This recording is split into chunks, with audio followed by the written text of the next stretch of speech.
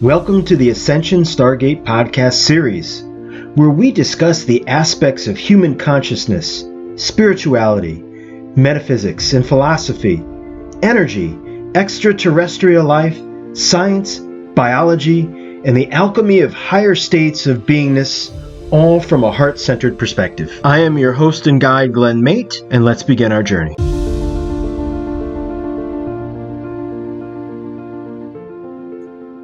Hello, my brother. Hey, Glenn. Nice to finally meet you face to face. Likewise, my brother. I'm just adjusting my volume a little bit here. I was just in a short little meditation, and again, just going over all of your bio and your information and your kind of like a life history. I'm like, this man is another version of me, because there are so many parallels and so many consistent things. And I mean, if you see the image behind me, you've got the Native American history of the Navajo. I am deeply interwound with the Hopi tribe. So, being a channel, being a philosopher, being a sort of, this perpetual teaching and learning that never stops.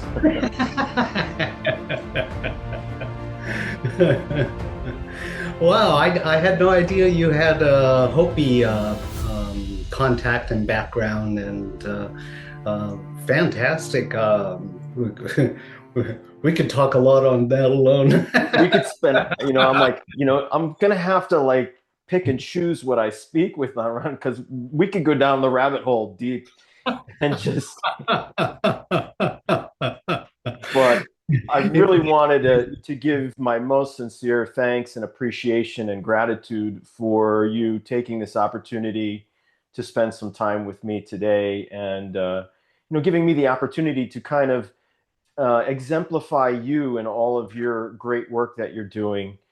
I'm on the same path where, it's a passion of mine to teach and to inspire. And, one of my main tracks that seems to come into my life this year is to help educate more men on their own spirituality and to dive into the vulnerability of their heart, to explore and lead from that position of that strength, because we've been innately taught that, expressing emotion and using the intelligence of our heart is something that we should have never done. Is do this, do as I say, get up, stop crying, go back to work, right? Or go back to doing whatever. Right. And, maybe that had worked in the old paradigm, in the old world, but that's not where the new world is going and what it's becoming these days. And, we are also the nurturers of this new age and day. And it's important that we lead by example. So, I've taken this on where I really am trying to re-educate the whole male audience and bring men into this work that we do, to realize, you're more than the person that is the hunter-gatherer, supplier of potential goods and services, that you are, an important person and facet in this thing that we call life and consciousness. Indeed, indeed. Well, very well said. It does seem like there's a chapter change that's going on in the reality around us. And geez, I remember those days. I grew up in them where, as a male, just get the job done is basically all you are allowed to do. And,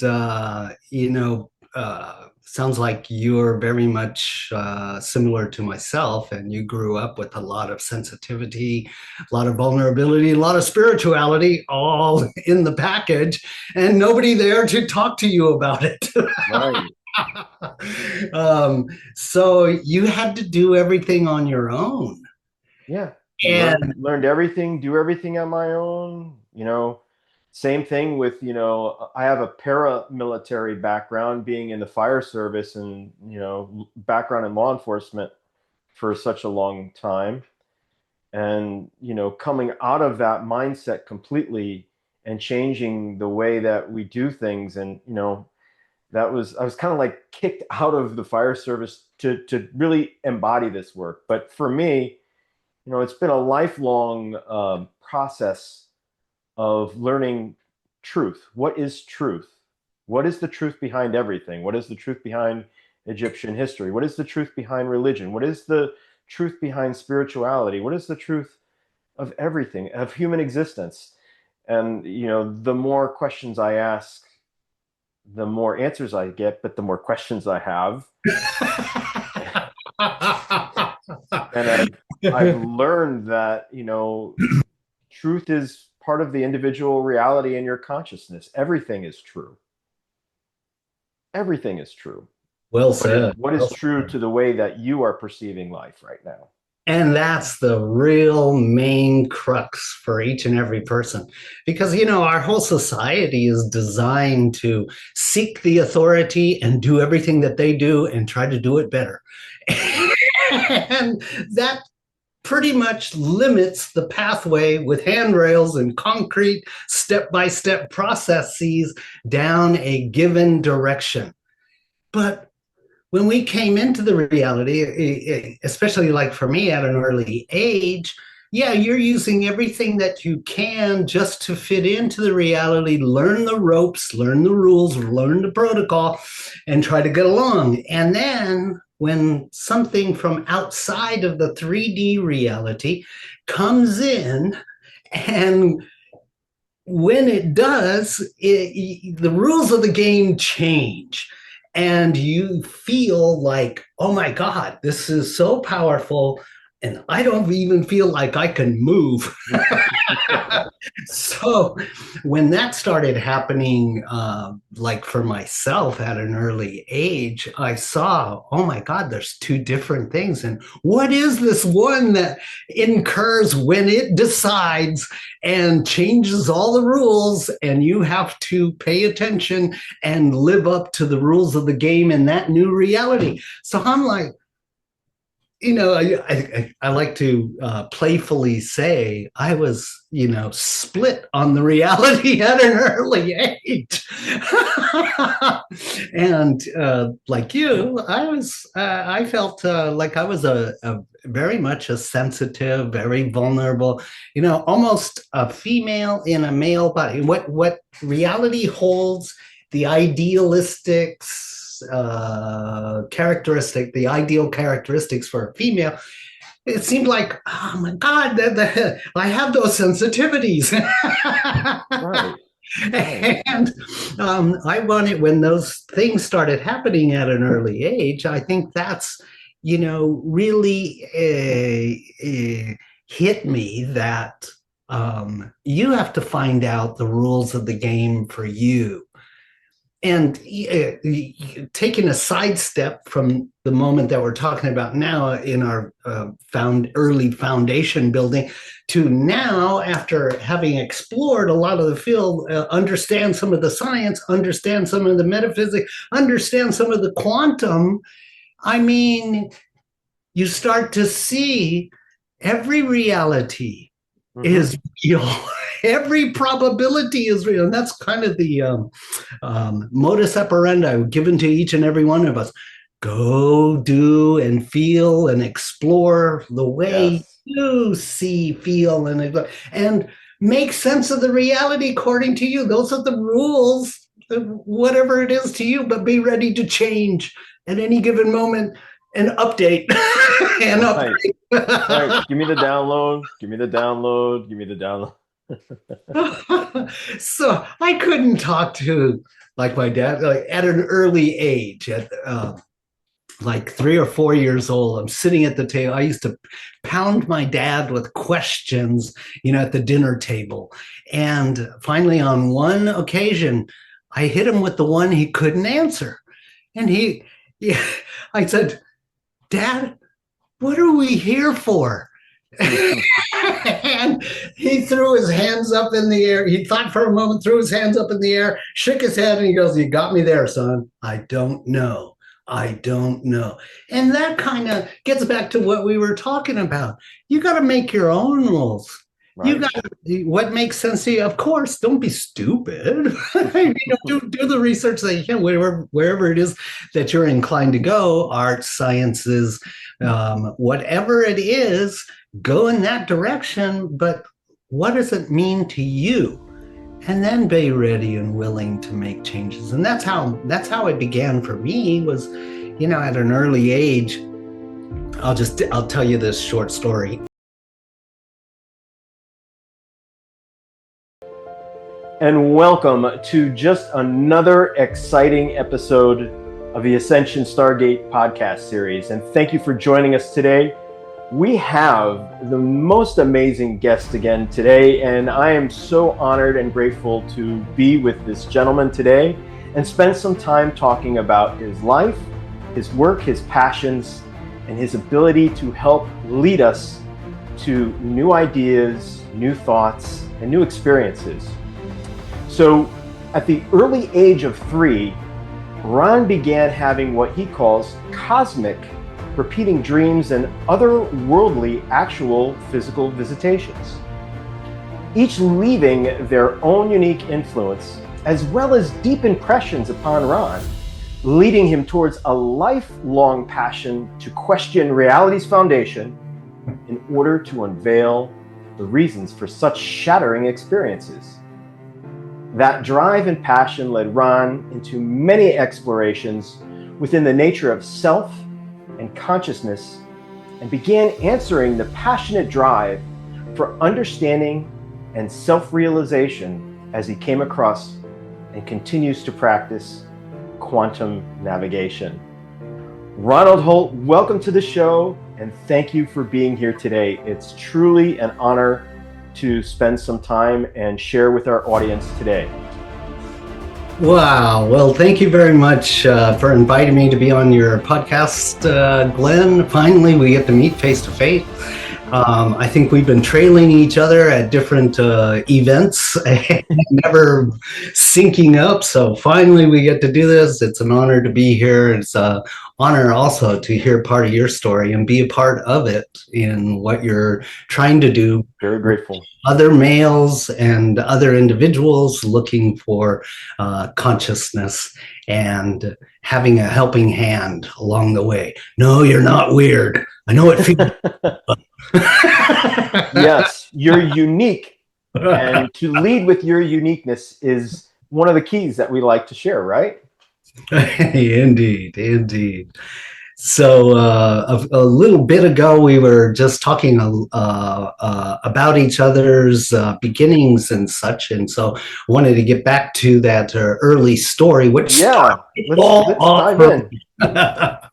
So as a young boy, like around 3 and 4 years old, I was having repeat dreams. And I explained just a little earlier, at the dinner table, I was questioning everything. And so I was trying to fit into the reality.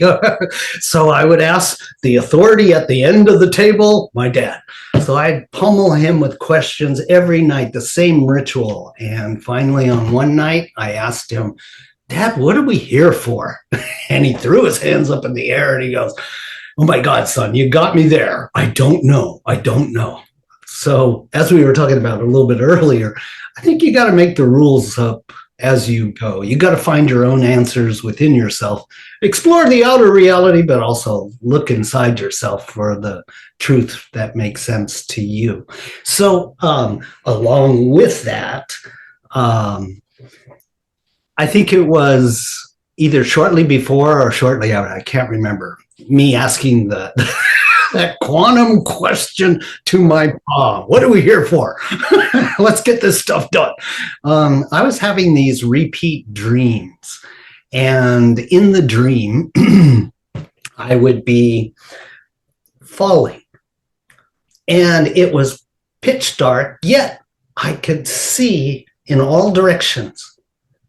Picture that. I didn't have a body or one that I could tell, but yet I felt the sensation of falling, but because he had nothing relative to it, so I didn't know how far I was falling. I didn't know how fast I was falling. I just had the sensation of falling in this darkness that I could see. In the darkness, it was kind of sepia lit, like a burnt candle, a weak burnt candle lighting the reality. So far as I could see, nothing, and I'm falling. And then all of a sudden, this white sphere, you couldn't see through it, but this white sphere passed me by. And by the rate that it was moving, I felt like, oh my gosh, that must be really huge. So time went by, and then another one at a different angle starts passing me by as if I'm falling past it. And then it started happening faster. Another one, another sphere. And then finally, I make this turn, 90-degree turn, and I start heading in towards one of those white spheres that you couldn't see through. And when I entered into the sphere, something like this showed up. It was all the galaxies, star systems, galaxies, and so on inside of one of those spheres. And so I don't have any control. I can't see a body, yet my awareness is being moved towards one of those spiral galaxies. And then as we enter the spiral galaxy, we head towards the planet, and then I would wake up in my bed. So this was happening over and over again. And so I think that may have been the primary motivation to ask my dad, hey, Dad, what are we here for? Right. That kind of started it off for me, was having that experience, but other experiences started happening that had me question the reality. So what was something that maybe you experienced as maybe like an early teen or a mid-teen? Did you have any, experiences that kind of led you further from that time being a child? Yes. Shortly after that, we moved to Japan, Tokyo, Japan, from California, Travis Air Force Base in California. I'm a son of an Air Force sergeant, and we were transferred to Japan. And at that time, we were living on the outskirts of Tokyo in a air base called Tachikawa. And Tachikawa is still there today, except they gave the Air Force Base back to Tokyo, back to Japan. And now it's subsumed by Tokyo. Anyway, back in those days, I had my first encounter with a Zeta, and I was in a bunk bed. I know you're asking about later on in life, but these two were fundamental of three things that were fundamental that started me on my path for trying to find the answers inside myself, and and they eventually led me into quantum navigation after I tried many different things. But I'm in my bunk bed. I'm on the bottom bunk. My older brother, he's a year and a half older than I am. He took the top of the bunk, and so I got leftovers, so I got I got the bottom bunk.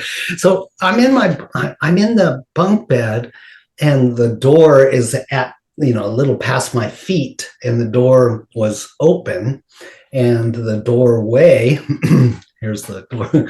So the doorway led out into the hallway, and the door was open, and it was dark. It must have been around 2 in the morning, 1 or 2 in the morning, and I knew something was there. So I pulled my blankets up for protection, because they were super blankets. And I knew something was there, and it was scaring the heck out of me. And sure enough, later, 3 fingers came onto the door. Here's my door. Came on this side of the doorway. 3 fingers came out, and then the Zeta head came out, and I'm like, what? So it impacted me in a different way. It was very profound. Yes, I was peeing my pants. There was light language on the ground. There was all kinds of code in this light language and stuff. Anyway, they came back years later, and this is when I was starting to teach Flower of Life, the sacred geometry course. They came. I was doing my first one in America. I did my first number of Flower of Life workshops, 6 days long, sacred geometry, outside of the US. Wow. In Japan, in Hong Kong, in Thailand, and Australia, South Africa. So I started moving around a lot. But anyway, the first time I did it in the US, my wife she talked me into putting one on in the US. My wife is Lisa Royal. You can find her material, lisaroyal.com.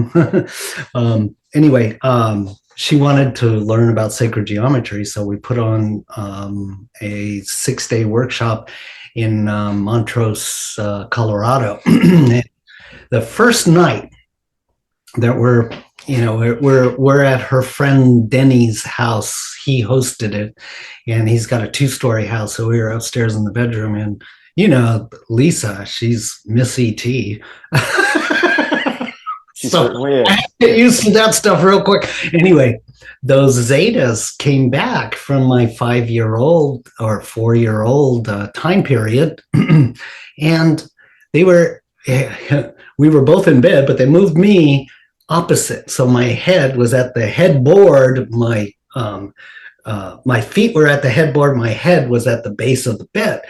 And the 3 of them in the room, one of them, they didn't talk. They had a very small mouth. They didn't talk. But the female, she came over and she goes, "Don't worry, we're here to give you a gift. You can relax." And I was relaxed at this point. So anyway, she came over, she put her hands on the side of my head, and she goes, "We have 3 gifts to give you."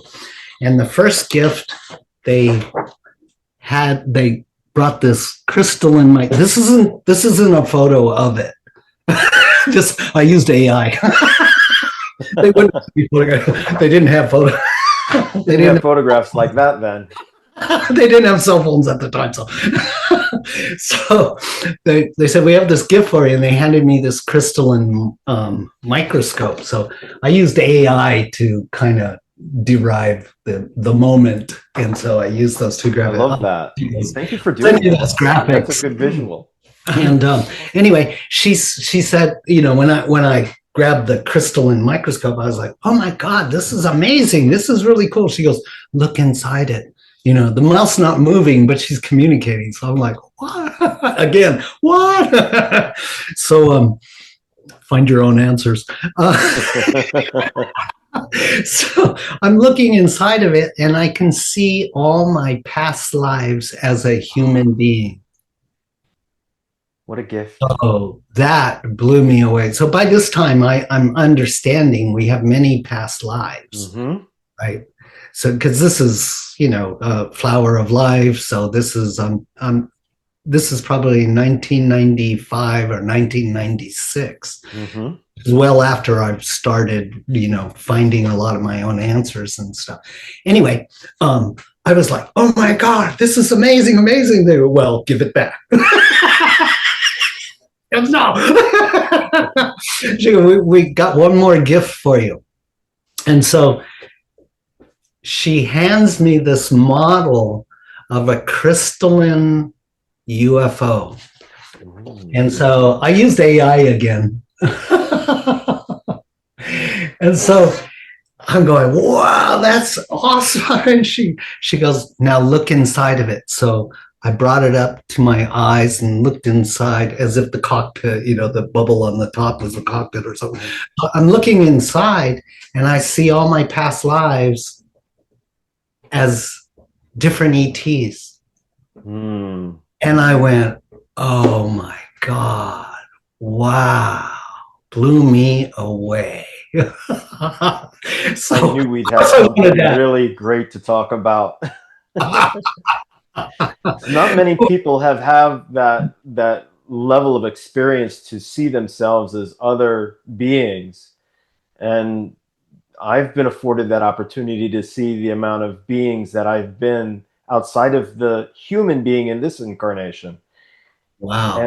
And also experience the emotions and the lack thereof of the emotions, which gave me a contextual idea of how different perceptions are given even as extraterrestrials compared to humans.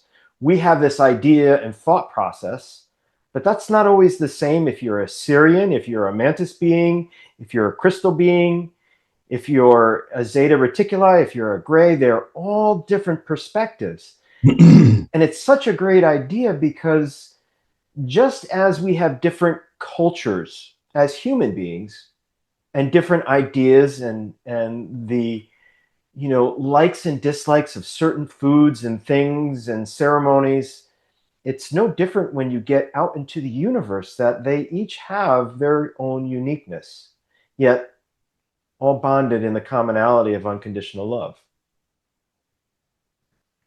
Indeed. Well said. And so part of that journey was about why. Why would this stuff be happening? Why would it have so much more impact than the 3D does? Why does it always make me feel like I'm behind the eight ball? I'm so slow. I'm not getting it. I've got to figure these things out. Yes. Yes. And where do they all come together? And so that, I'm just taking a few little snippets here and share. Yes, those were quite profound because, just meeting a being from a different density, dimension, spectrum of consciousness, frequency, so on, etc., because all of these things come into the equation that we have to be ready for. Mm-hmm. So they impact us in different ways. So as an example, like our sun designates the electromagnetic spectrum for our little solar system. So our little reality is based on the electromagnetic spectrum of our sun. Right. So our sun is an M class, and I think it's a small size. I don't know what the actual name size is, but it's relatively small. So imagine if you were on a solar system around a mega giant, a super giant sun system, would the electromagnetic spectrum be much broader? Meaning, would there be more frequency inclusive to that reality within that spectrum? I asked what are those people called? That physicist, but astronomer, astrophysicist. It was at Chaco Canyon because they have stargazing evenings. It's a wonderful place to go to. Mm-hmm. Take your kids there because they have these science nights on Thursday, Friday, Saturday, where they bring out all these big telescopes. They have a observatory there themselves. They have astrophysicists. They have a great computer system that brings images from all over the galaxy. Anyway, you can ask any question you want. So we were having this discussion, and so I popped my hand up and I said, "Hey, does the electromagnetic frequency change with the size of the sun in that particular solar system?" And they said, "Yeah, really good. That's a really good question." So I'm like, oh, then that means the bodies that are produced in that solar system there are designed to hold a lot more electromagnetic frequency. So that spectrum not only affects their receptivity, but what they see, their consciousness level, their inclusivity level, it affects the whole matrix. And so right. I think Bob Dean, my wife she does a lot of these ET shows and stuff. And I've been to a number of the conferences and stuff, got to meet a lot of the beautiful people there. Well, Bob Dean, he's famous for all the materials he's brought forward, but I think he was the one that said, guess what? This body holds the DNA of 22 different species. So this opens up a whole big door. I know we're going deep fast. Yeah, we're freight training into it, and brings up so many great questions like, okay, so this ascension process that humanity is enduring in this particular time, with all of these solar flares and solar activity that is now reacting with the Earth as she changes from her third dimension back, or upgrading to her fifth dimension, and we're going through this, celestial split of the Earth. All of this is changing, which is also changing us, because we are becoming more aware of our consciousness and our relationship to holding more energy. Right? And many people are going through the process of transformation right now, or enduring some hardships that will afford a transformation in a very short period of time. And, that leads us right into quantum navigation, right? So let's talk a little bit about quantum navigation and how all of this really fits in so perfectly. Well, as you can see, starting from an early childhood and having these incurring different cosmic and otherworldly realities break through my perception of the 3D reality, it started motivating me passionately to find my own answers. What makes sense? So one of my yoga teachers used to say, I never answer why questions. But for me, why is really important. I've got to know why. Why do you invest that much energy down that direction? For what purpose, right? I've got to know what. So anyway, it started moving me as a young child to find out these answers for what made the most sense to me. And so eventually I came across quantum navigation, but quantum navigation didn't start easily, meaning I had to go through I put on this workshop called Quantum Navigation Orientation. It's 2 days long. And inside of it, at the very beginning, I start talking about how, in our 3D reality, we're conditioned to primarily look at reality from the brain, from an intellectual point of view. And so we bump up really quickly sensitive children having these different experiences that are outside that 3D reality that don't get answered by the logical and the intellectual part. They've got to find their own answers, and they're usually left alone and in the dark, and they're usually the black sheep because they kind of feel like they don't fit anywhere.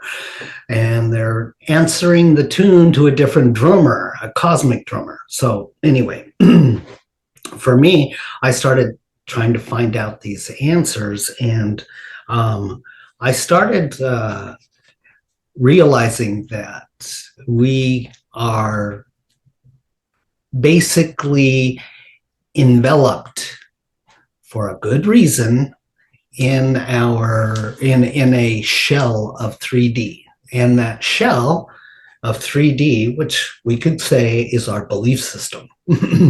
So our belief system generally at the beginning is intellectually And logically, and for some people, it's different. So it's physical. Some people, it's emotional is their lead. And then they start bringing in other elements. So anyway, at the beginning of QN, I like to say that with this type of conditioning into the 3D, Robert Heinlein is famous for his book, Stranger in a Strange Land. He's a science fiction writer, but specifically inside of Stranger in a Strange Land, he coined the term grok because the Martians, yes, Martians, Martians, according to Robert Heinlein, and, you know, the cover is on a science fiction writer. Right.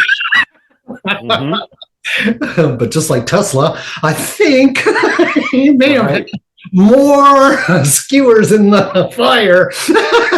Right, a little bit of cloaking of the truth. He needed science fiction as a cover. Mm-hmm. So anyway, he said that the Martians have a term, it's called grok. And that grok is understanding something. You can't really understand something until you go way beyond just intellectual and logical theory. But in quantum navigation, I like to say there's 5.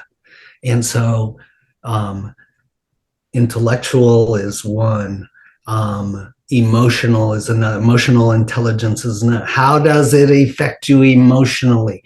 That's a whole database inside of itself. And you'll notice some people go they follow that intrinsically. Their nature is more emotional based.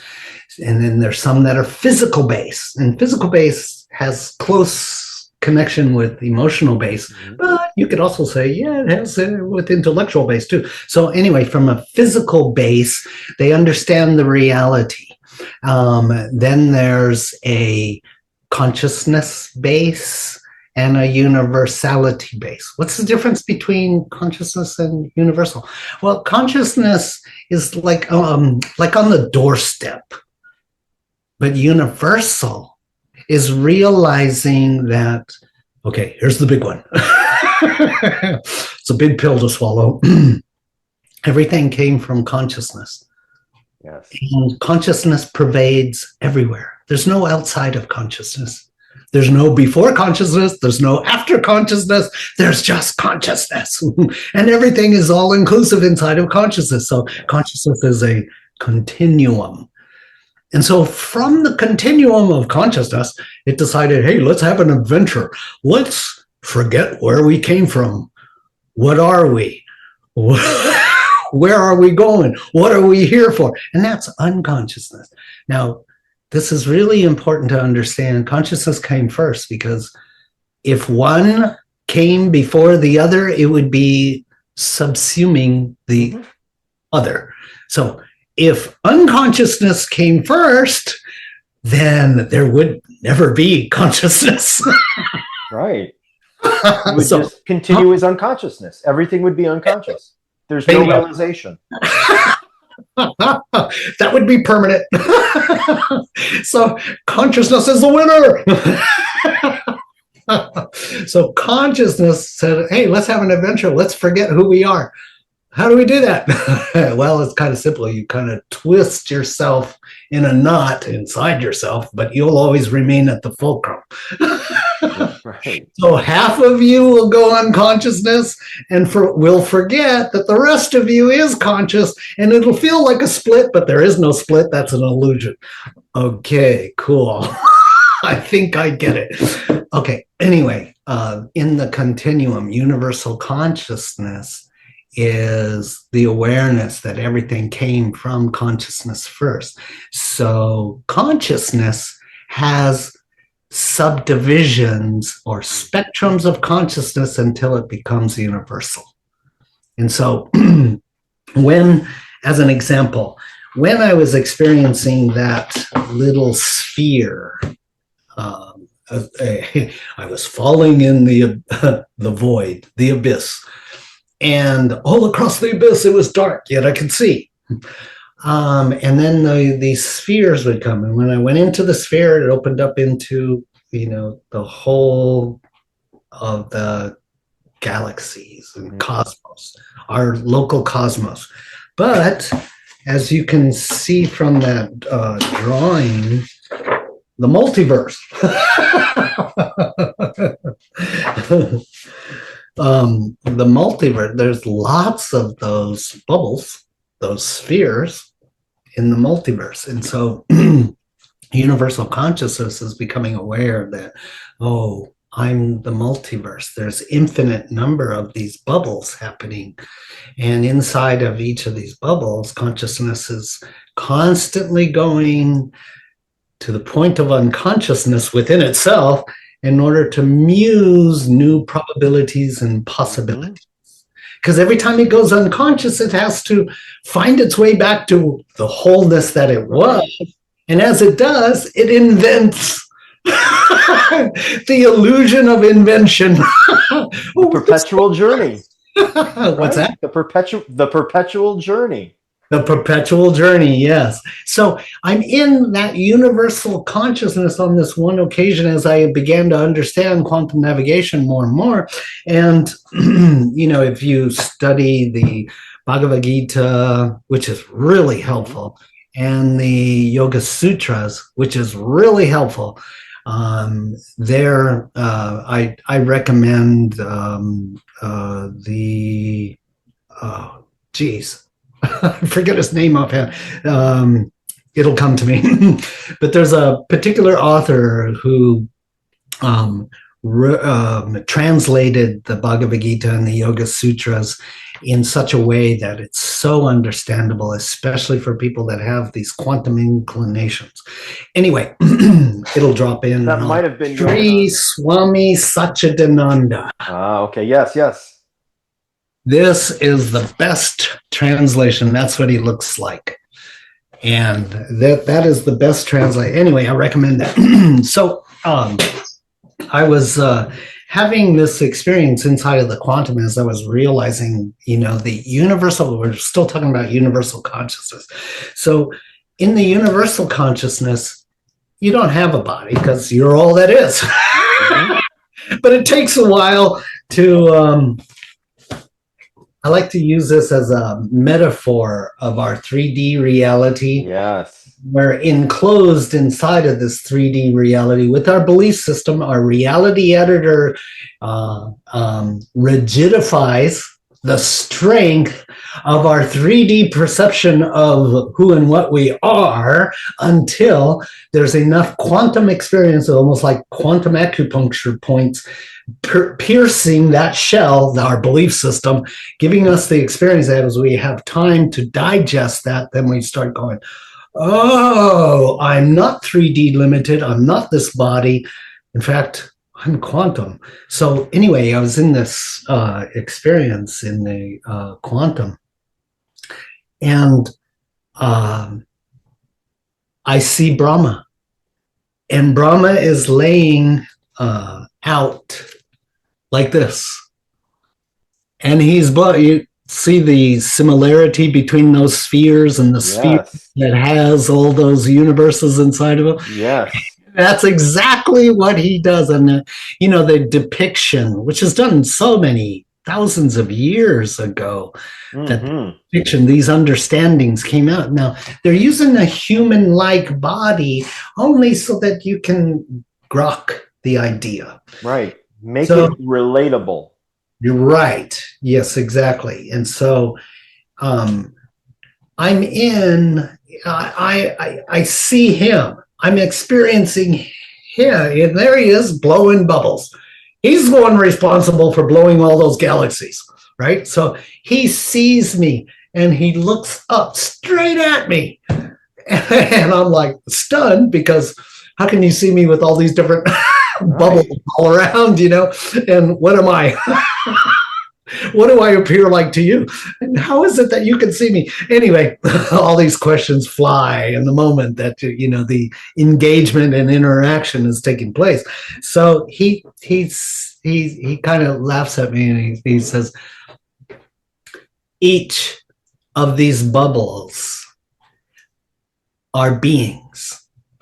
And when they gestate who and what they are, when they come into self-realization by going through all those stepping back and forth between unconsciousness and consciousness, unconsciousness and consciousness, and it builds and opens, then it builds and opens, and then it builds and becomes more inclusive until you can refine. He said, each of those universes, when they self-realize, then they begin to realize, oh, they're me. Mm-hmm. And this is what Krishna says to Arjuna.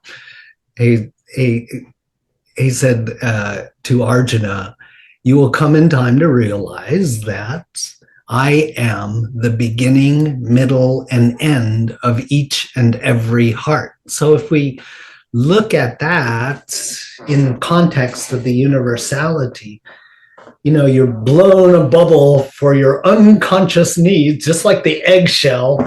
This is really great metaphor. Right. Survivability and sustainability.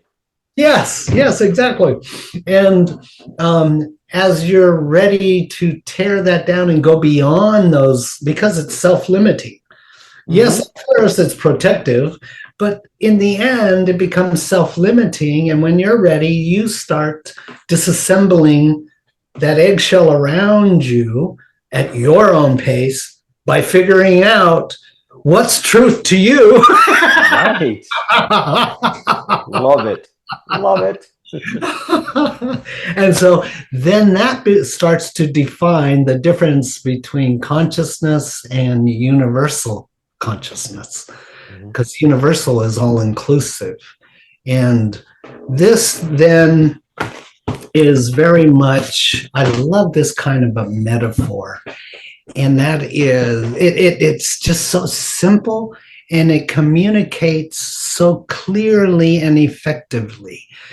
Like every water system, like an ocean, lake, stream, waterfall, pond, etc., doesn't matter what it is, there are occasions where circumstances evolve to the point where a splash is made. And in the splash, where the wave crashes, eventually there's a separate little drop that rises from the momentum.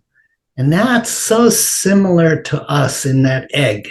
Mm-hmm. And if you look at that drop rising temporarily, it reflects everything around it, but upside down. Right. We, in our reality editor and our conscious state, our shadow issues and unconscious conditioning, we try to take what's reflected and hold on to it for dear life, and it looks like we can when we have the momentum going with it. It feels like, yeah, I'm making it. And then when the momentum starts to die and it starts to fall back, all of a sudden you're making all of these compromises. You have to give this up, to give that up. Oh, I'm not, and all these self projections start coming up. So these are like phantom limb syndromes. Oh, even though I lost my arm still hurts. Mm-hmm. You know, you felt like you had a body. My body hurts. No, it doesn't. You never had a body. That's an illusion. You're just a drop. And the drop separated from the universal consciousness, that continuum, and had an adventure on its own and did the best it could in order to cement that and make it real and hold on to it as long as it can. But eventually you got to let it go. And unless you give it all back, you can't enjoy, because it acts like a wall. It acts like that eggshell around you. When it drops back into the ocean and you get to feel the infinite peace, the infinite connectivity, the all-inclusiveness. This is where, Brahma was saying, when you self-realize, then you realize, oh, it's me. You're a consciousness. You don't have a body. Right. But you're all-inclusive of all bodies. That's right. You are everything. In a literal sense. Yes, In a yes. very literal Your sense. own experience as the drop, and it seems like it's real. Welcome and to human incarnation. and that's why, that kind of answered to me. That's why, the incursion of, as a child falling into the abyss. I found out later on, this is how Shiva trains you. Shiva kicks you into the abyss and you're falling. So you got to let go of everything that's not real. Mm-hmm. So sounds so easy. I know, doesn't it? Sounds so easy. Just like the fledgling being extricated from its nest. It's time for you to go. Indeed. So the first part of my journey was, Brahma giving me and Shiva giving me that experience, falling in the abyss and letting me see the system, the multiverse. Mm-hmm. Then the ETs coming, and then me having my own experiences of finally coming to peace with it. Oh no, they're all you. These are fractal incarnations, because when the crystal of the one shattered and fractured itself, it fractalized into all pathways, all beings, all species, in all dimensions. Mm-hmm. In the multiverse, it's all you. So quantum navigation, we took a fast road. Right. Right. I wanted to go back and cover one other area there, because we covered the cosmic and the universal happening at an early age. The ETs, which took quite a bit to get used to and be okay with, to make peace with. I remember there's this founder being who came into the room with Lisa and I when we were first dating, and, big, 6 foot tall, and, had the big collar cape on, but just peaceful and loving. Anyway, I picked up my carbon fiber tennis racket. Because I never experienced that before, right. Come in peace. I got a carbon fiber tennis racket. Anyway, the third area there happens around your 20s, around your second Saturn return or third Saturn return. And that's so, somewhere in your late 20s, your immortality starts to fade away. Mm-hmm. You start partying all night and then going to work all the next day and stuff. And all these wounds start coming up. And these wounds, the unconscious conditioning and the shadow issues, they start coming out, and you've got to find answers to all these pains that you have. And so for me, it took me deep into finding out the roots of consciousness, which I'll send you this graphic here. But one of the roots of unconsciousness, first starts at abandonment and betrayal and weakness. And then it moves over into powerlessness, worthlessness, neediness, helpless, hopeless, and the ego hates nothing. I'm nothing. No, you're everything. Get used to it. But this is the false character trying to take care of these wounds. But when you see the reality that you are this oneness, you are this ocean of conscious that pervades everything. And when you try to hold the separation reality, you try to hold the eggshell, you try to hold the 3D paradigm together, and your belief system and your reputation in unconsciousness, then all the pains will come forward. And there will be your biggest battle. Healing. And yes, they do. Yes, they do. They come marching forward. No matter how much gorilla tape you put around that eggshell, you cannot stop the penetration of consciousness as that realization, as all of those things will come forward for you to balance and to challenge yourself. And that is part of the work. Yeah, and battle and challenge is part of the journey and the self-realization. When you begin to see and feel, you put in your time, your discipline in your spiritual practice, and you get into the quantum, you'll see there's a point you go beyond all sense of separation reality, and the fulfillment comes, and the emanation, your natural characteristic starts emanating from you, because we are boundless light. We are boundless love, and our natural joy. This is our natural fabric. Our quantum qualities and characteristics is our essential original fabric. When we discover that, you let go of holding this thing with duct tape together. Right.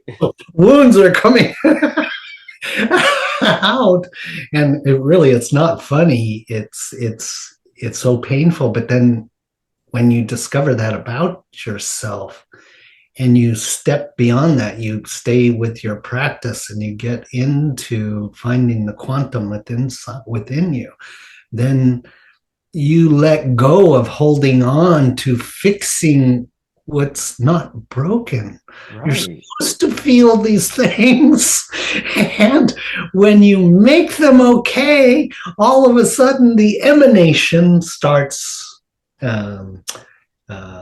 It's radiation from you. You're radiating. It sounds like your process of quantum navigation really helps people come from the authenticity of their original blueprint, and allows that radiative confidence to start to be the language of your energy, right?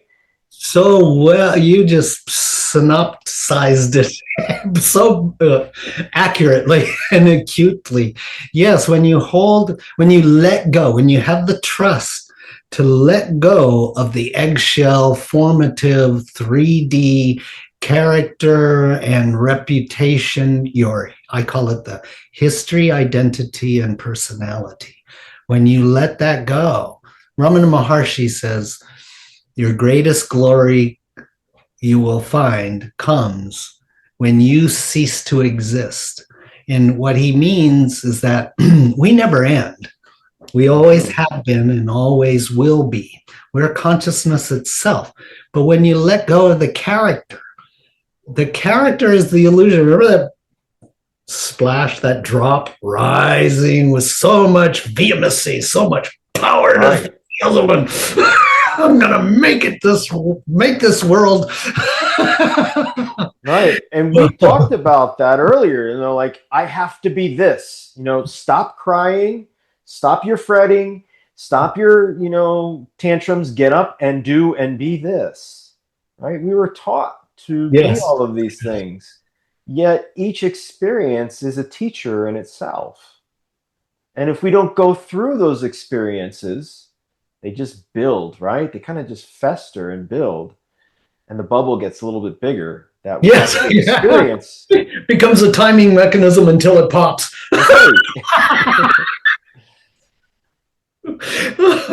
But then we realize through the transformational process that we self-created that bubble and we allowed it to get big. But maybe because we knew that this was the way we could transform. Yeah. And having a guide like yourself to guide people through this transformation of self is so important today, because we don't need to carry all of this baggage around with us anymore. It doesn't serve us, right? It's not a useful learning tool, or it's really not the most efficient learning tool. When the bag gets too heavy, eventually you find other ways to let it go. Right. Let it go. That's part of the indoctrination we've been in, is we've got to fix ourselves, when in reality, this is one of the, sometimes when I read a book, I can tap into the being that created it. Mm-hmm. So when I was reading the Bhagavad Gita and the Yoga Sutras, I would have these conversations with Krishna. And at one point, he said to me, you can't add to or take away from the perfection you already are and always have been, but you can be distracted from it. And that's the nature of the problem, because the reality out here tells us in 3D, if you don't plan to fix it, then you plan to fail it. Mm-hmm. When it's in your experience and discipline of moving deeper into that quantum state of yourself, you start seeing, oh, I am that original fabric already. What filters up experientially, emotionally, and so on. These are like, in our reality, we have a spectrum of events always going on. So we have spectrums of utopic and spectrums of dystopic. And according to each's personality, that spectrum is, you turn the dial a little different for each person that's experiencing the utopic and dystopic, but it's all sine wave. And I'm using this as a symbol of our consciousness. And so we keep going through this roller coaster ride of the utopic and dystopic, utopic and dystopic, utopic and dystopic, until we begin to realize, no, I'm the peace.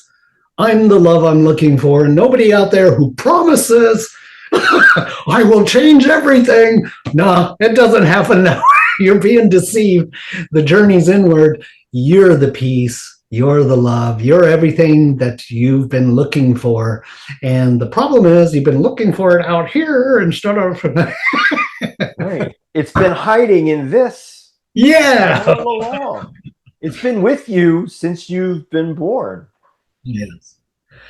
We were closest to it when we were born as children. Right. We didn't have all these preconceptions and preconditions, and we were more free.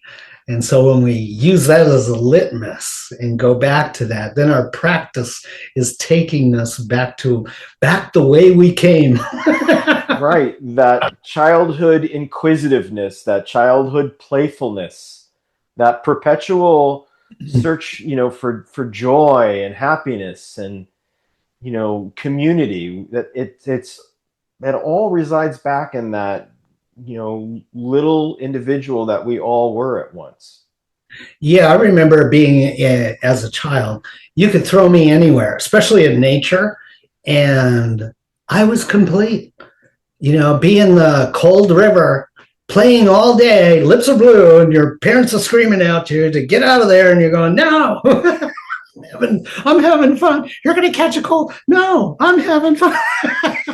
Right. I just want to be with the rocks. Right. And so it's that. The happiness is already there. We already are the happiness, the joy, the fulfillment.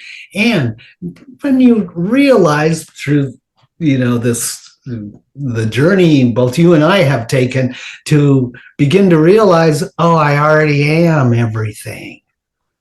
Right. Oh, so this kind of reminds me of the movie Pi, the black and white one, where the guy is trying to figure out everything from his intellect, and he's really good. And people start coming to him to figure out the stock market, and the religious groups start coming to him to rebuild the Temple of Solomon, to all these things. But meanwhile, he's like putting a drill to his head in his dreams. He's like, I just want to end it, because he's so locked in his head. And then at the end, near the end of the movie, him seeking to find his own fulfillment. At one point, he's in a park bench, and he's got this shit-eating grin, pardon my language, shit-eating grin on his face. He's so fulfilled, and he's watching the trees sway in the breeze. And no, he didn't go crazy. he just realized, no, I'm what I'm looking for. Mm-hmm. A masterpiece of discovery, and Indeed. it's a process, right? It's not an epiphany and here I am and everything is changed and different, right? Right. Process. It's not a one and done thing. It's as you know, you started off early like I did, and it's been a lifelong building process of finding. I love those statements that says, it's the difference between a master and a beginner. A master has failed more times than the beginner has begun. Mm-hmm. So it's that experience. Your experience has ingrained it into your lexicon, all your epiphanies and all your failures, all your challenges and all your triumphs make you the whole. And that's what Grok is, to understand it in all 5 areas. And that way it's holistic. Then you really have something that you can say, this is mine. This is my. So nobody can get away from you. That brings us to another point, Ron, is, you and Alyssa have created this Soli school. So the Seeds of Life Institute, in which you and Alyssa offered these amazing courses, these amazing journeys and workshops. Can you talk a little bit about, all of the different things that you are doing with your own work, at the school, and what you're offering? Because there's just so many great, venues to take, and we could go down to so many rabbit holes again, whether it be, inner child or learning some channeling skills, learning some meditation or meditation skills, and you also teach, the power spot alchemy, which, is near and dear to my heart. And I just call that, in a simplistic form, grid work. But can you talk a little bit about all of those wonderful things that you're creating and making available to the masses? Yes, it'd be an honor to share that. Glad you asked. I felt like I talked so much. Yeah, Lisa and I, we started working together right after we got together. So it was around 1994 when we got married, and we were married up at Machu Picchu. Long story, but anyway, I was involved with the administration. I was running Flower of Life, Sacred Geometry. And Lisa was involved with her lifelong work of ET contact. She has quite a number of books out there, I think 5 books out on the markets. Preparing for Contact, Visitors from Within, Golden Lake. There's several others that she's written. But anyway, we, in the administration in Flower of Life, because we were dealing with sacred geometry, found that, we need more, you need to be, as it's called, more than body. So in order, sacred geometry can get to be a very heady thing, even though they have a purpose of activating the dynamic energy field within the Merkaba, which is the star tetrahedral technology. And I was running that from 1996 to 2013. And Lisa joined in with me to create the curriculum. And we thought, let's bring it together. Bring your stuff together and bring also all the materials on sacred geometry, but also Taoist yoga. And so we had already started a practice because we had a manager. He was a Shaolin priest. And his name was Zaysan. He's the author of many books now. I think he's on book 12. He's working on book 13 with the Plagiarin Diaries. Anyway, way back in 1997, 1998, he started working before us. And he's the one that got us into the Taoist practices. Mm-hmm. So I had martial arts practice in my background. The Taoist practice, really, the Taoist yoga, took it to another level. And so in Flower of Life, we created the workshop called Seed of Life, 6 days long, where we put the sacred geometry, the Taoist practices, and ET contact all together.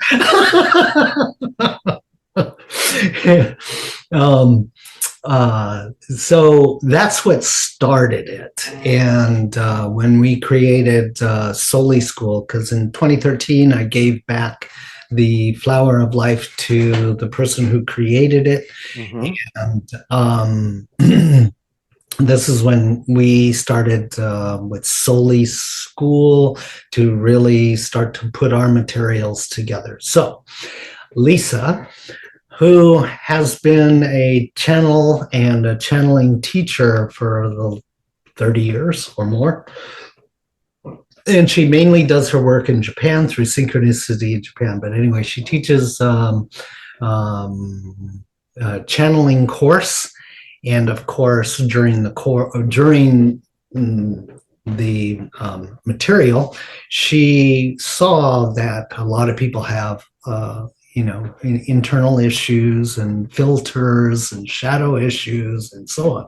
And my material was deepening inside of the quantum navigation, which was dealing with a lot of these shadow issues and unconscious conditioning. So, we were networking and we were doing a lot of work during the course of the week. We would have quantum, this is where quantum navigation began, was Lisa, myself, and one other yoga teacher. And we started having all these different experiences and deepening the practice. They were giving us answers to, these shadow issues and unconscious conditioning and so on. So Lisa specialized in her channel teaching. She's got, I think, 4 modules that you go through, and there's time in between for it to gestate. And her latest book, The Golden Lake, has spawned the material. What is it? The School of the 9 Serpents. So it's Syrian consciousness based, Syrian and Pleiadian. And she takes 9 different modules of going into this. There's different areas of focus, like the School of Pain, there's 9 different schools. Anyway, I could get lost in all of that stuff. So she teaches on that.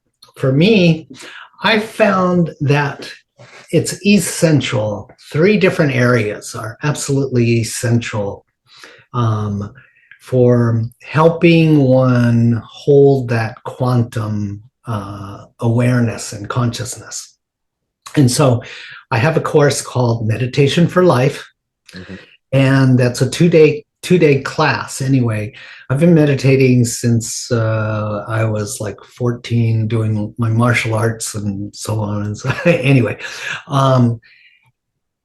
with the training in meditation, if you go down a traditional path, it's a long, long, long road, and they dole it out with little bits. And when you get those bits, then they add onto it.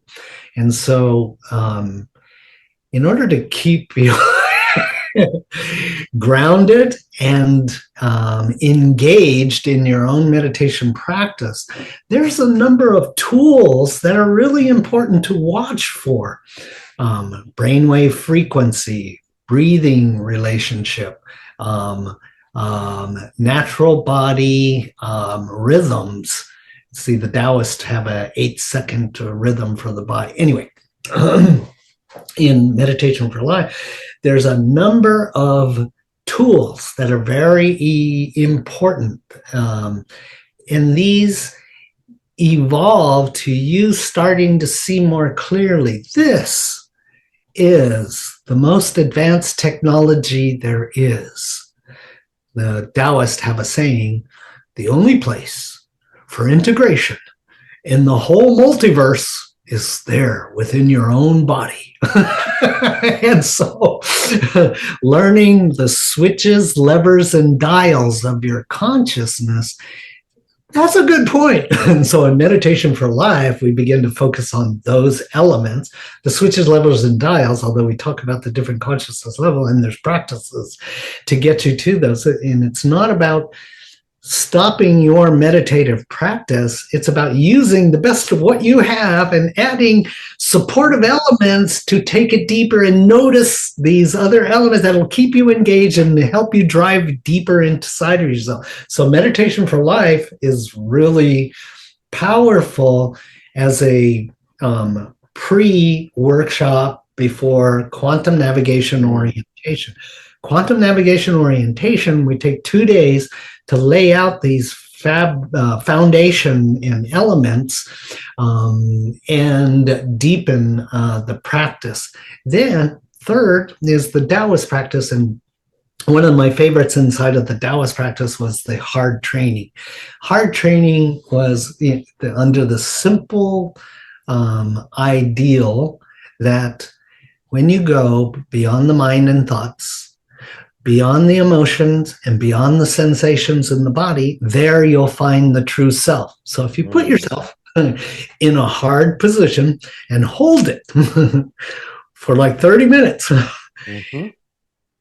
you'll have every rebellion come up before it dies out. And once it dies out, even though you're in a hard position and your body may be shaking, you'll find the true self, and that'll be bliss. And that bliss is equated to, the surfer's best moment, or a runner's high, the best runner's high you've had. Anyway, it gets you to see the difference between mind and consciousness. And it's a very fine line. But when you realize consciousness, then you can start investing in the quantum self. And that helps one then outline, understand, and invest inside yourself in the switches, levers, and dials that lead you, let's say, like in a pond. When the pond is absolutely still and glassy, you can see the whole body.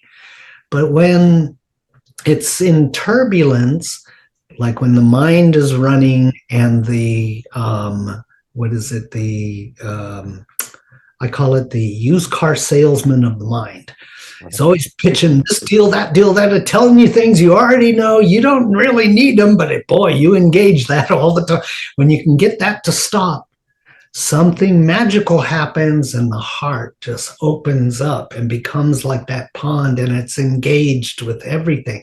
It's all inclusive as the whole body, and the clarity comes back to you. So when you can get that feeling of that fine line between used car salesman and mind engagement, proffering one concept, thought, whatever, over another, to that absolute stillness.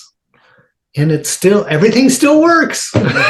If you don't have that mental merry-go-round going on, everything still works. And you're so engaged with the heart. The heart flourishes because all the hard data, like the RAM is too busy to allow the hard drive, and then it starts picking things. So if you shut the heart, if you get the RAM to slow down and stop, then the hard drive is connected with everything. So if we use the hard drive as the heart feels its inclusivity attached to everything. So anyway, horse stance really helps them define consciousness and the universal self versus the mind and the spectrums of the mind. And so the more familiar with it, the easier it is for you to detach, the easier it is for you to get out of your own pain, because pain is, it's your body telling you you're going down the wrong road. Right. Warning, Will Robinson, warning. Yes. Will and Penny, get back to the ship. So those are the main things. I do inner child, and that's a special treat. I did a lot of it in Japan, but of recent I haven't been doing that workshop, but this is where a lot of my stuff, like showing you this deep was from going deep into the child and really going back the way I came and going back through all of those dramas and traumas that happened when, you know, I was growing up under a militaristic, brutal father. So anyway, yeah, we put those things together. So Lisa's still doing all of hers. I'm doing mine, and I'm also doing Southwest Journeys, but privately. Individuals that have been through the Meditation for Life, the Quantum Navigation Orientation, because I have a class that meets Saturday. The first Saturday and the third Saturday is Quantum Navigation. The second Saturday and the fourth Saturday is the Taoist practice.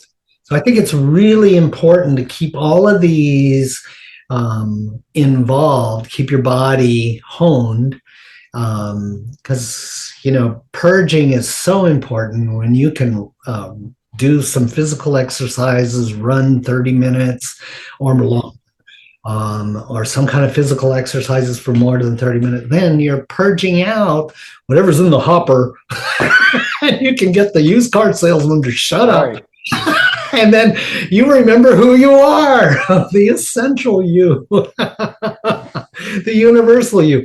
So, yeah, I try to keep all of those things going. And then now, one of my favorites is this, you know, Southwest Journey. And I've kept a lot of my interactions with the Navajo because Sweat Lodge is so darn important.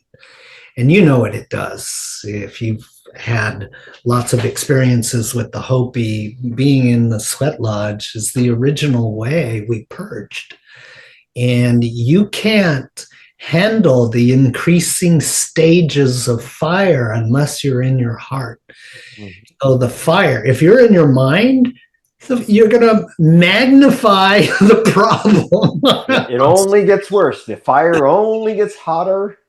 But when you find the heart, you use the fire as leverage to get you into the heart. Oh my God, it starts resetting all the switches, levers, and dials back into balance, back into harmony. And then you have these amazing experiences and stuff. So now, like you, I used to go to, it was my big passion to go to all these power spots all over the world.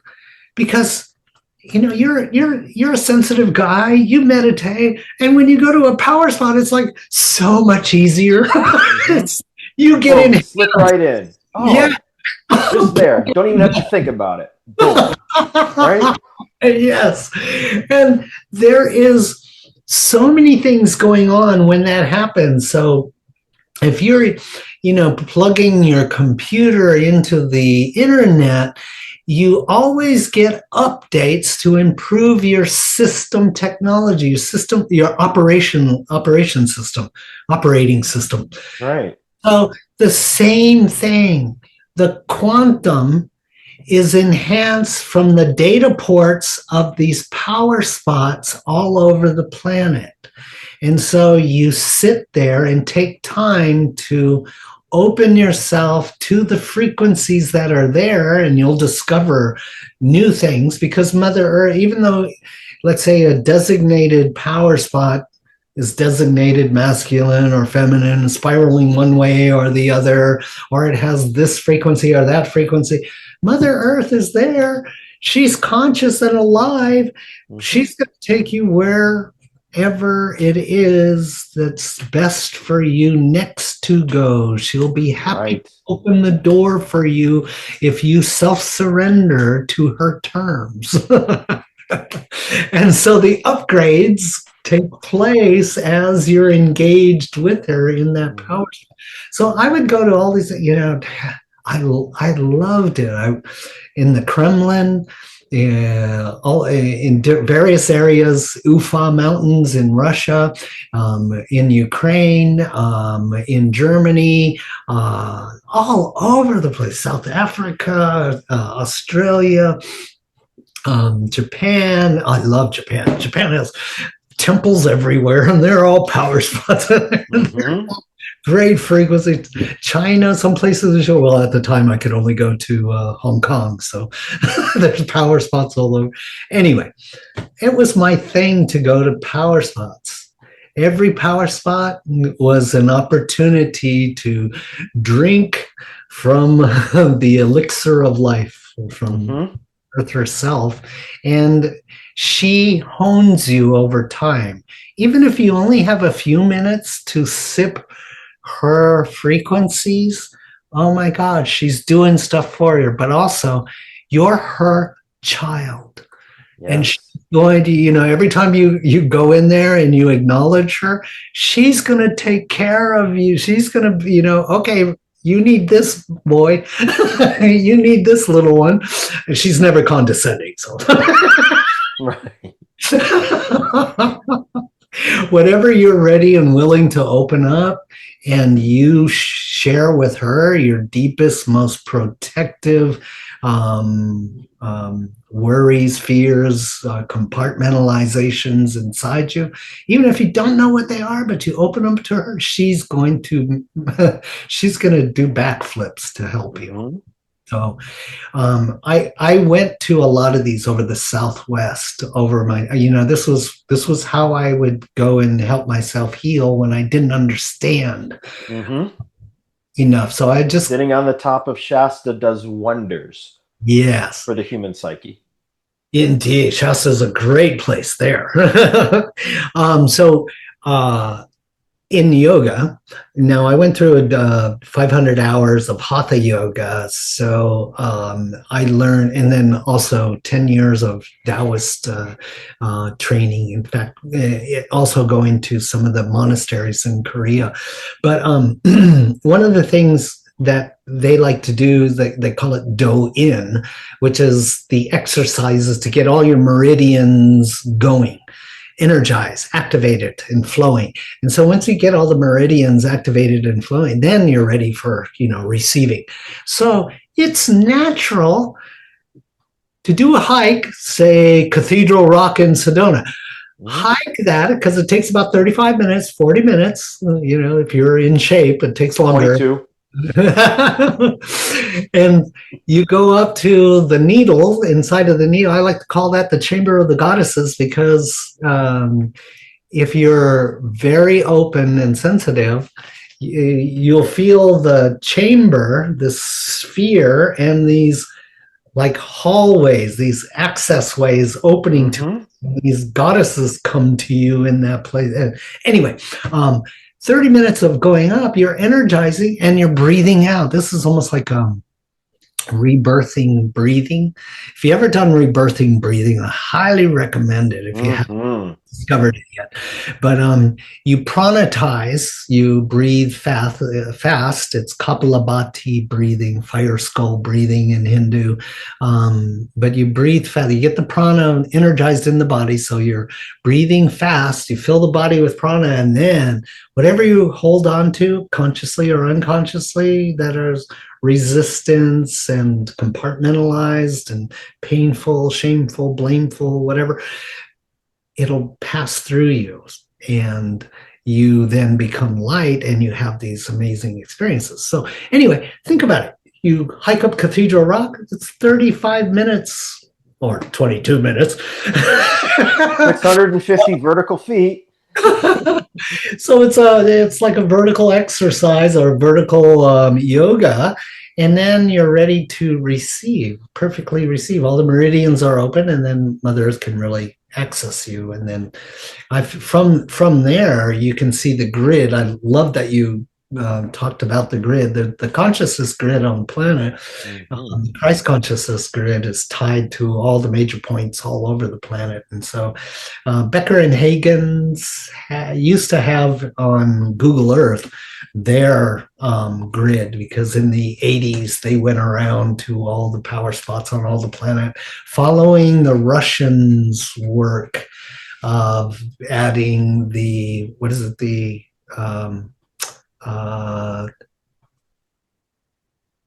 dodecahedron and the icosahedron. Right. Yeah, those two together and put them over the Earth, and then they found out where the nodal points meet. Yeah, and then anyway, Becker and Huygens, they did the same thing, and they fine-tuned it. They went to all the places on the planet where the Russians had theorized, and so their grid was a little more honed and a little more specific. And that used to be one of my favorites, was going to all those power nodal points, and oh my God, it's delicious. It's so powerful. But so grid work is absolutely great. And eventually you start seeing that leads you, the grids don't stop. So you have both masculine grids, which are the angular. So think of sacred geometry and so on. I like zone tools. So. Oh, I love it. You can imagine then the nodal points lead to, just like these radial points lead to different points on the planet and stuff. So Christ consciousness grid extends over the planet, and it's responsible for holding the frequency of the Christ consciousness into the Earth. So when we're ready, the network's there ready, but eventually begin to realize, oh, I am the grid. And I am the nodal point. Yes. So I am the entirety of the whole system. And there, both masculine and feminine, and Christ consciousness, all overlaid. Yes. Absolutely. And I can prospectively look from any point within that perspective of masculine, feminine, totality, Christ consciousness, to view that little aspect and explore it. This is what going to those places and practicing, spending time and exploring. This is what it does for us. The grid helps us unveil us, get out of the eggshell of reality. Right. Move out of the way. You're blocking the light. It's always there. Just move out of the way.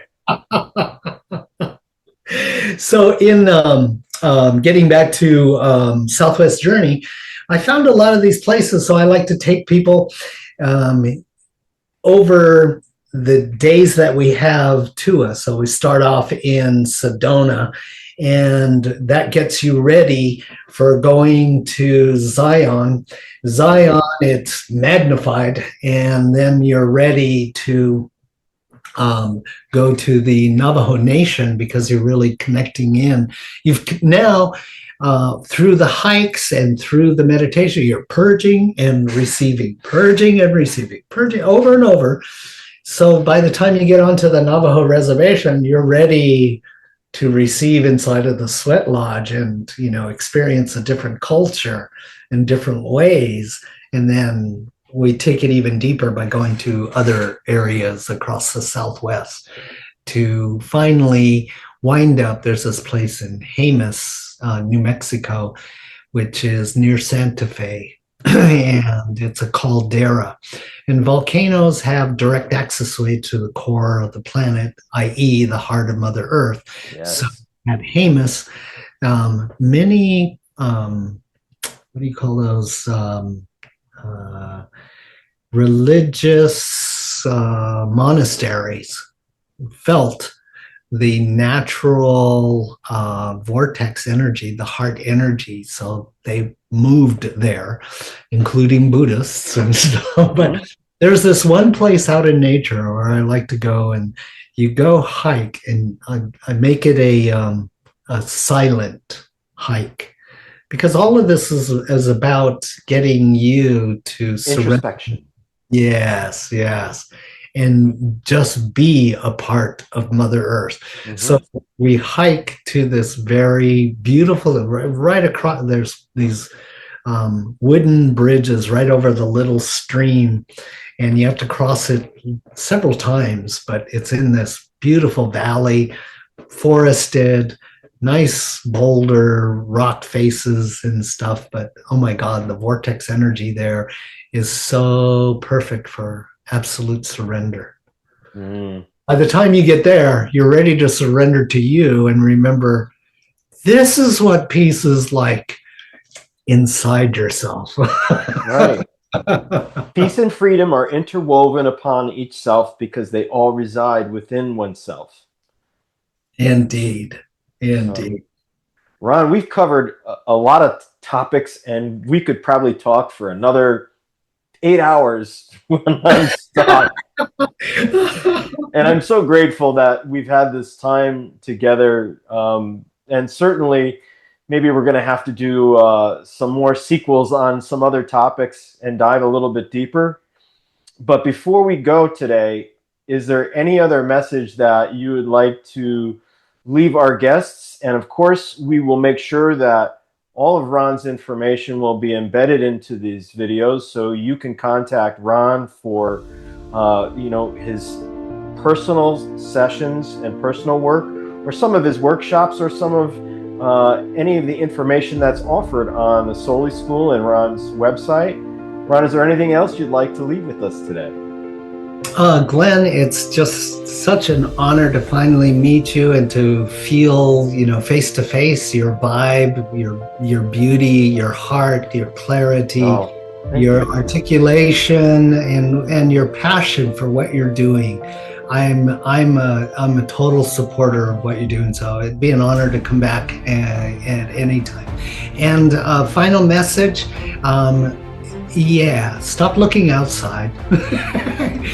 In the journey, you have a magnificent being and life. And as I know, it doesn't seem like that at first. And we've had to struggle with comparatives. And that's the whole of the problem, is getting us to value ourselves. You know how long it took me to value me? Now I'm starting to turn around and go, hey, wow, there's a lot of good stuff in here, but it took so long. It took so long in the journey because, I was hypnotized by that belief system. No, you got to compare to this person, that person, or this event or that event, or, you got to qualify. No, you're perfect already. You can't add to or take away from the perfection you already are. So the important thing is to remember you can be distracted by it. And so the whole journey is about letting go of what you're not. So it's a re-identification. Thank you for that lovely and informative and heartfelt message. So I'm so grateful for you. Thank you for co-creating with me today. And our guests, we look forward to interacting, informing, and co-creating with you again on the Ascension Star Gate Podcast series. So thank you very much. I appreciate it. Have a great one. We'll see you next time around.